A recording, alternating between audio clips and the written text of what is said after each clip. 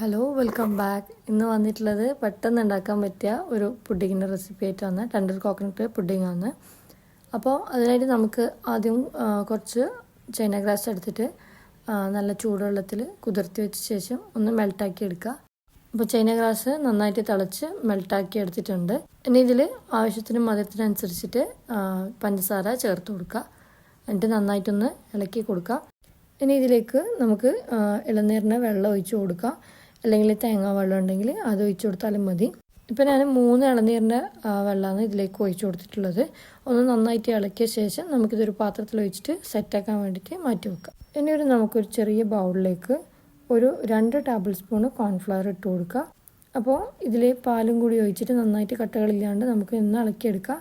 എന്നെ എടുത്തിട്ടുള്ളത് ഇളനീരിൻ്റെ പൾപ്പ്. അത് ഞാൻ ജ്യൂസ് കടയിൽ നിന്ന് വാങ്ങിച്ചതാണ്. ഇളനീർ വാങ്ങിയപ്പോൾ അതിൽ പൾപ്പ് വളരെ കുറവാണ്. അപ്പോൾ നിങ്ങൾ ഇളനീർ വാങ്ങുമ്പോൾ അതിൽ ഇളനീർ ഉണ്ടാവണമെന്നില്ല. അപ്പോൾ അതിന് വെള്ളം മാത്രമേ ചിലപ്പോൾ ഉണ്ടാകാൻ ചാൻസ് ഉള്ളൂ. അതുകൊണ്ട് നമുക്ക് കടയിൽ നിന്ന് ഇങ്ങനെ ഡയറക്റ്റായിട്ട് വാങ്ങാം. അപ്പം ഇത് ഞാനിപ്പോൾ ഒരു പാനിൽ ഒഴിച്ച് കൊടുത്തിട്ടുണ്ട്. അതിലേക്ക് കുറച്ചും കൂടി പാൽ ഒഴിച്ച് കൊടുക്കുക. പിന്നെ ഈ കോൺഫ്ലവറും കൂടി ഇതിലേക്ക് ഒഴിച്ച് കൊടുക്കുക.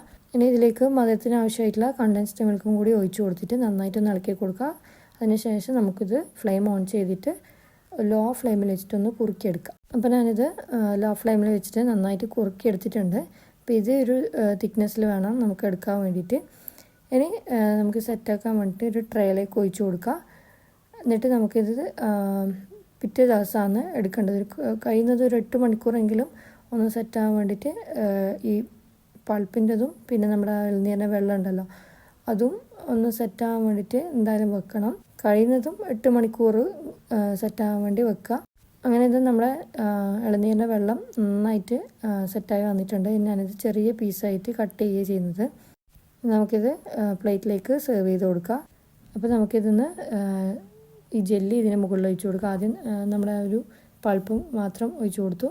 അതിന് മുകളിൽ നമ്മുടെ വെള്ളത്തിൻ്റെ ജെല്ലിയും കൂടി ഇട്ട് കൊടുത്തു. അപ്പം നമ്മുടെ ക്രീമി ആയിട്ടുള്ള പുഡിങ് ഇവിടെ റെഡി ആയിട്ടുണ്ട്. എല്ലാവരും ട്രൈ ചെയ്ത് നോക്കുക. നല്ല ടേസ്റ്റാണ്. ട്രൈ ചെയ്തിട്ട് ഫീഡ്ബാക്ക് അറിയിക്കാം. അപ്പോൾ ഇൻഷാ അല്ലാഹ് മറ്റൊരു വീഡിയോ ആയി കാണാം. ബൈ.